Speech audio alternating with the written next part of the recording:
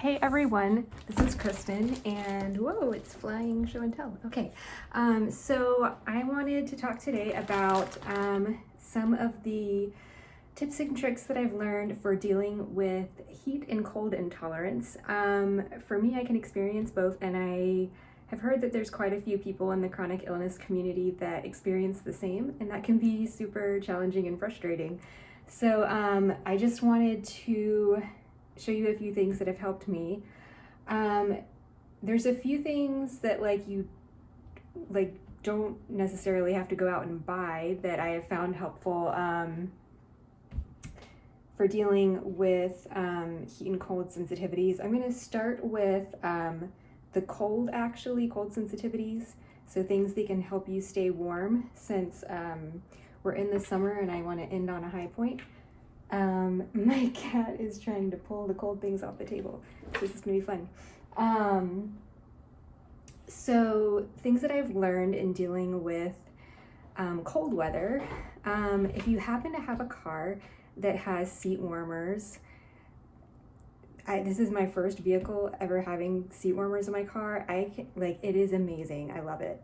And so that has been really helpful, and I have found for me, I get very sensitive, if my ambient air is heated, if I go from cold to warm like that, I start to get weird muscle things. So what I've learned to do is to have the seat warmers on, but not put on the ambient heating in the car. And that also helps prevent the car from getting all fogged up and that whole issue. So it's a double win there. Wearing closed-toed shoes, of course. I've learned that wearing layers is really helpful because wearing not layers does not give the option of becoming cooler if it suddenly becomes too warm. So that's been helpful to me. I have also used these hot hands. Those have been really awesome. We went to St. Augustine one time and our friend was having a birthday party and it was really cold out and we were on one of the trolley tours, and I had those in my pockets and they were awesome.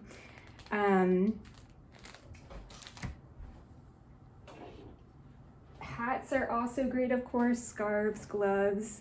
Those are kind of the common sensey kind of stuff, I guess.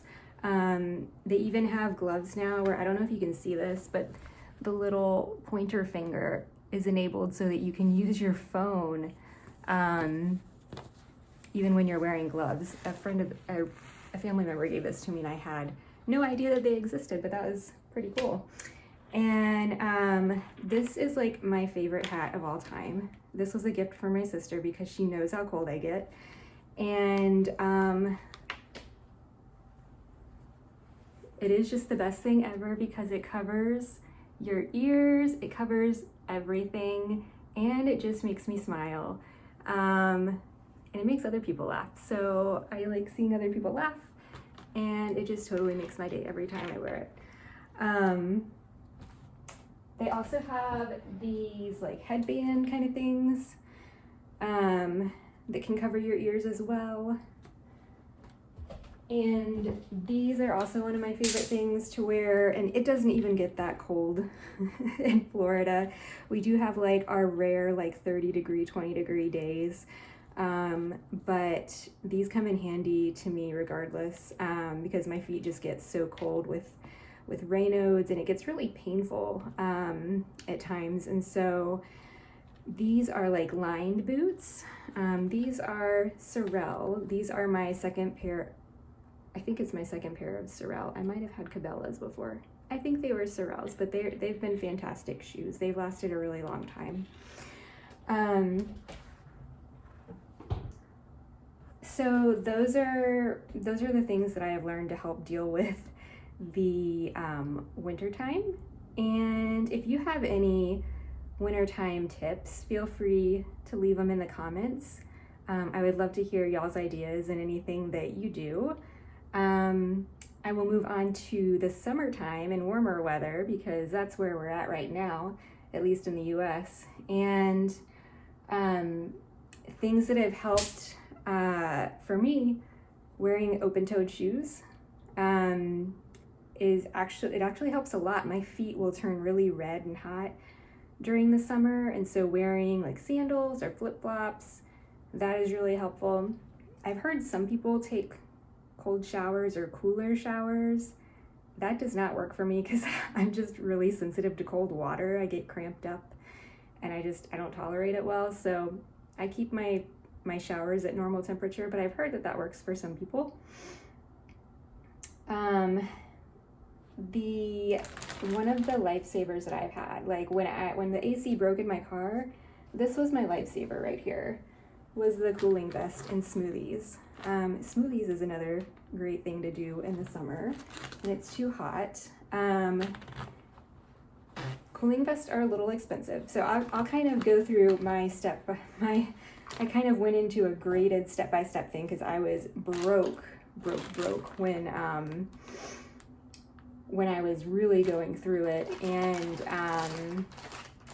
was trying to scrounge around and figure out what would work. And I found these. I think these were from World Market, and they're actually just like reusable ice cubes that they sold. You can get these online. They're pretty cheap. I think I saw some for like under $10 online. And I would freeze these, and then I would put them like in my pockets, in my bra, and like instant cooling. It's really great. Sometimes I still use that if I don't want to wear the big vest because it can get kind of heavy. So reusable ice cubes, very, very helpful and budget friendly. Another great thing, frozen water bottles. I know this is not frozen. This is my reminder to tell you about frozen water bottles and how great they are.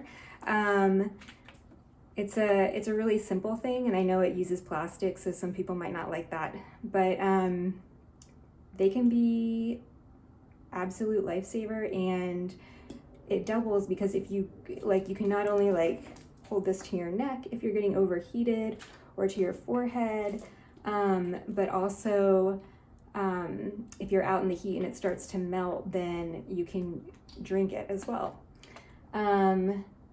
Just a reminder, if you're drinking more fluids in the summer, for most people this isn't a problem, but if you happen to be like on a lower sodium diet, just be aware that hyponatremia can happen if you don't get enough salt in your diet. So just to make sure if you're drinking a lot of fluids in the summer, which is good, you want to stay hydrated, just make sure you're also balancing it out with your salts. Let's see. So yeah, I'll talk about the cooling vest now. So the cooling vest, this one is, I think the brand is Polar. Yeah, Polar Products. And to me, it reminds me of like a safari vest. I'll kind of show you what this looks like. But it's got these pockets. It even has there's like Velcro pockets on the inside, like that on each side. And then there's these hand pockets, which is pretty cool. I like that. I like to rest my hands somewhere. And then, let's see, I don't remember. I haven't used this yet this season, so I'm a little rusty. Yeah, it's on the inside. So the spine has, has 3 large pockets, and those are Velcro as well. And what happens is they send you, depending on like if you get this with this company, they send you the packets, and they have these body cooling packs, and then they also have these other white ones. And these are frozen. When you receive these are clear, or kind of like more clear at least. These are a little less intense in coolness, and these are like super intense in coolness. And how it works is, do I have the sleeves? Let me see. Yes, I do. Okay. Awesome.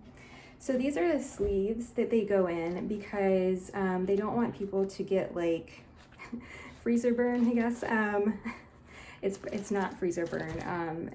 I don't know if it's technically frostbite. I don't think it's that extreme, but they don't want people to get too cold and that to cause issues for people. So that's the purpose of these sleeves. And then what you do is you just pop open the Velcro, put it on in, Velcro it back up, and you can adjust it to however many you want. Having 3 on your back is really intense, especially if it's the white ones. At least it is for me, but you can vary the intensity. So you might want 1 pack or all 3. It's, up to you. And so you do the same thing with these bottom side pockets. And so those are all of the cold packs. And so there's the potential for 5 cold packs, to be surrounded by 5 cold packs. These are great if you like to go out on hikes during the summer.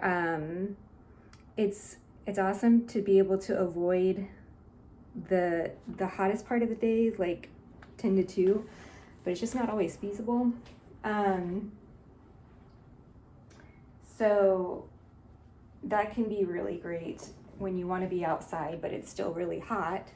It's really great for theme parks, or if you're going to like a football game, or you're just going to an event outside, like 4th of July kind of stuff.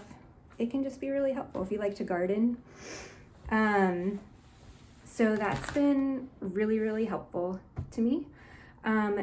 The cooling vest, the one that I got also came with a neck wrap, and you can like choose your design. So I went patriotic, and it just goes around like this. And on the inside, so it has this is what actually, these frozen white ones, they look more like this clear when you first get them. So that's how it looks. This is a neck cooling pack thing. And so you put this in the freezer, and there are slits in this right here. I think it's just 1 slit. That's the tricky part. This is a little tricky to get in and out, so I just started keeping it in there, even when it's in the freezer. But you put those cold packs in, and you just wrap it around your neck, and it's good to go. And I've had days where I wear both the vest and the cooling wrap, so I look very much safari-ish, or I don't know, patriotic.